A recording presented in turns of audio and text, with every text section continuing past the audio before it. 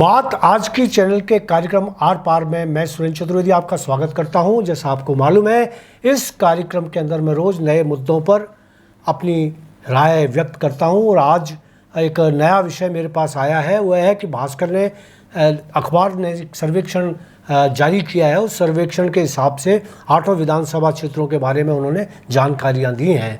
मेरा ये मानना है कि भास्कर का ये जो सर्वेक्षण है वो खोखला है। खोखला कैसे है, यही बताने के लिए मैं आज इस कार्यक्रम में उसको मुद्दा बना रहा हूं। अजमेर की 8 विधानसभा को लेकर भास्कर अखबार के सर्वेक्षण को लेकर लोगों में चर्चा का बाजार गर्म हो गया है। जिनको अखबार ने सर्वाधिक लोकप्रिय बता दिया है उनको टिकट भी मिलेगी या नहीं ये दूर दूर तक पता नहीं, मगर ऐसा बताया जा रहा है जैसे अखबार के आधार पर ही टिकट बांटे जाएंगे। सर्वेक्षण में सिर्फ चर्चाओं के आधार पर दावेदारों के नाम राय शुमारी हुई है, जबकि कोई ताकतवर नामों पर न तो बात की गई न कोई और सोच व्यक्त किया गया। कमाल तो इस बात का है कि सर्वेक्षण के कोई आधार नहीं बताए गए हैं। जातिगत समीकरणों पर तो रत्ती भर भी ध्यान नहीं दिया गया है। यहाँ आपको बता दूं कि कुछ प्रभावशाली नेताओं ने अर्थ प्रबंधन के माध्यम से सर्वेक्षण के आंकड़ों को अपने अनुकूल घोषित करने का प्रयास भी किया है। मुझे कल ही कुछ दावेदारों ने सर्वेक्षण के आंकड़े बता दिए थे, जबकि कल तक तो सर्वेक्षण रिपोर्ट पाठकों को शेयर तक ही नहीं की गई थी। मित्रों, यूं भी किसी सर्वेक्षण का तब तक कोई सार्थक महत्व नहीं होता जब तक टिकटों की घोषणा न हो जाए। पब्लिक ओपिनियन के लिए कंपैरेटिव स्टडी, तुलनात्मक अध्ययन भी बेहद जरूरी होता है। भास्कर का सर्वेक्षण लगता है हर विधानसभा क्षेत्र के पत्रकारों के माध्यम से किया गया है, जो अपने अपने क्षेत्र नेताओं से पूर्वाग्रह या दुराग्रह रखते हैं। किस नेता से उनके कैसे संबंध है, यह तथ्य और सत्य भी सर्वेक्षण में मुख्य भूमिका निभाते हैं। फिलहाल जो भी हो, यह सर्वेक्षण आम पब्लिक में चर्चा तो बटोर ही रहा है। आइए इस सर्वेक्षण को आधार बनाकर आगे बढ़ा जाए। अजमेर उत्तर से बात शुरू की जाए। कांग्रेस में यहां से 3 नेताओं को केंद्र में रखकर सर्वेक्षण किया गया है। पूर्व प्रत्याशी महेंद्र सिंह रणौता को 36% पब्लिक की पसंद बताया गया है, जबकि धर्मेंद्र सिंह राठौड़ को मात्र 27% पब्लिक का समर्थन बताया गया है। विजय जैन को सिर्फ 24% पब्लिक का चहेता बताया गया है। यहां आपको बता दूं कि जातिगत समीकरण में रणौता और राठौड़ राजपूत हैं और अजमेर के राजपूत सर्वेक्षण को प्रभावित नहीं करते, मगर विजय जैन के बारे में कहा जा सकता है कि अजमेर उत्तर में जैन समाज कमोबेश पूरी तरह से उनके साथ है। यदि उनको कांग्रेस से टिकट मिलता है तो सर्वेक्षण पूरी तरह झूठा साबित होगा। हाँ, यदि टिकट रणौता जी को मिलता है तो विजय जैन उनके साथ खड़े नजर आएंगे, और जैन अगर उनके साथ खड़े हो जाते हैं तो निश्चित रूप से जो प्रतिशत है, सर्वेक्षण का प्रतिशत है, वो झूठा सिद्ध होगा और रणौता जी बड़े ऊंचे प्रतिशत में पहुंच जाएंगे। यहाँ एक बात और बता दूं कि जो विजय जैन है वो राठौड़ के खिलाफ खुलकर बयान देते रहे और यह साफ लग रहा है कि वो किसी भी हालत में राठौड़ का साथ नहीं देंगे। इस सर्वेक्षण में यह सच्चाई है कि रणौता आज की तारीख में धर्मेंद्र राठौड़ से भारी हैं, लोकप्रिय भी। पिछले दिनों कांग्रेस में जितनी सिर फुटबॉल की घटनाएं हुई, नई जातीय समीकरण बने, उनका सर्वेक्षण में यदि शायद ही ख्याल रखा गया हो।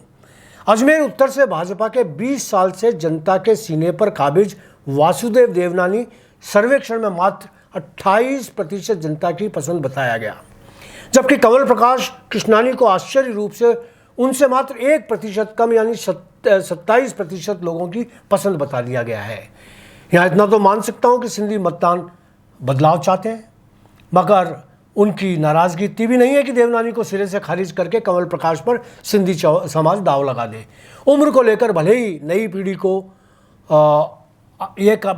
पीढ़ी के लिए ये बात, नई पीढ़ी आने के लिए बात कही जा सकती है, मगर आज भी देवनानी जैसे स्थापित नेता से उनका मुकाबला नहीं किया जा सकता। यहाँ आपको लगे हाथ बता दूं कि धर्मेंद्र गहलोत और नीरज जैन को जिस तरह सर्वेक्षण में निम्न स्तर तक पहुंचाकर सिर्फ 8 और 12% तक पहुंचा दिया गया है, वह कहां तक गले उतरता है।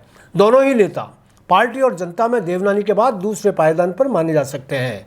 मित्रों, इस दुर्भाग्यपूर्ण सर्वेक्षण का परिणाम देखा जाए तो आज ही कांग्रेस के रणौता भाजपा के देवनानी से चुनाव जीत चुके हैं। रणौता का सर्वेक्षण में 36% लोगों की पसंद बताया है, जबकि इस विधानसभा क्षेत्र में लगातार जीत का परचम लहरा रहे भाजपा के देवनानी को मात्र 28% मतदाताओं की पसंद बताया गया है। जाहिर है आज की तारीख में देवनानी हारे हुए हैं। है ना बचकानी सर्वेक्षण। यहाँ एक और सच्चाई को सर्वेक्षण में शामिल नहीं किया गया। क्या सुरेंद्र शेखावत, सुभाष काबरा, ज्ञान सारस्वत, आनंद सिंह जी राजावत, डॉक्टर कुलदीप शर्मा, हरीश पैनवाला, महेंद्र तीर्थानी, राजेंद्र लालवानी, सुनील जैन, अनादि सरस्वती और अन्य सशक्त दावेदारों की संभावनाओं को सर्वेक्षण खारिज करता है? क्या इन सभी नेताओं का जनाधार सिरे से खारिज किया जा सकता है? और आइए अब बात की जाए अजमेर दक्षिण की। यहाँ भी सर्वेक्षण कपोल कल्पित नजर आ रहा है। कांग्रेस में सर्वाधिक लोकप्रिय प्रत्याशी हेमंत भाटी को 25% लोगों की पसंद बताया है। उनके बाद कोई ऐसा नेता नहीं जिनको सर्वेक्षण में उनके मुकाबिल समझा गया हो। बाकी नेताओं को तो ये गप्पे मारकर ही निपटा दिया गया है। एकमात्र कैलाश कोमल सर्वेक्षणकर्ताओं की दृष्टि में इतने महत्वपूर्ण है कि उन्हें हेमंत भाटी के समकक्ष 24% लोगों की पसंद बताया गया है। जबकि नेता प्रतिपक्ष द्रौपदी कोली, जो कि मजबूत दावेदार इस क्षेत्र में मानी जाती हैं, उन्हें मात्र 12% की पसंद बताकर निपटा दिया गया है। इसके अलावा मीनाक्षी प्रताप यादव, जो कांग्रेसी नेता हैं, उनको 12% लोगों की पसंद बताया गया है। इनके अलावा बाकी जितने भी कांग्रेसी दावेदार हैं, उनको सर्वेक्षण में शामिल ही नहीं किया गया है। डॉक्टर राजकुमार जयपाल, कमल बाकोलिया, सुनील लारा सहित बहुत ही मजबूत दावेदार को 5-7 लोगों की पसंद बताकर सिरे से खारिज कर दिया गया है।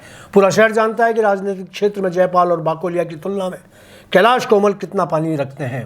अगर सर्वेक्षण को सही मान लिया जाए और यह मानकर चला जाए कि हेमंत भाटी को इस बार भी कांग्रेस चुनाव मैदान में उतारेगी, तो जाहिर है वह फिर चुनाव हार जाएंगे, क्योंकि सर्वेक्षण में भाजपा की नेहा सिंह भाटी चुनाव को 42% मतदाताओं की पसंद बताया गया है। यह प्रतिशत तो अजमेर उत्तर दक्षिण में किसी को उपलब्ध नहीं। घोर आश्चर्य की बात तो यह है कि इस विधानसभा क्षेत्र में लगातार 15 वर्षों से एक तरफा जीतकर क्षेत्र का नेतृत्व कर रही और वर्तमान विधानसभा की सर्वश्रेष्ठ घोषित विधायक अनीता बदेल पर नेहा भाटी इतना भारी पड़ रही हैं। कांग्रेस के हेमंत भाटी तक उनके आगे पानी भर रहे हैं। इस सर्वेक्षण में मेयर ब्रिजलता हाड़ा को भी शामिल किया गया है, जबकि उनकी दावेदारी अभी खुलकर पेश भी नहीं हुई है। मित्रों, आज अजमेर की दोनों सीटों के सर्वेक्षण पर आपके सामने आया हूं। कल फिर अगले विधानसभा क्षेत्रों पर खुलकर बात करूंगा। तब तक के लिए इजाज़त। धन्यवाद।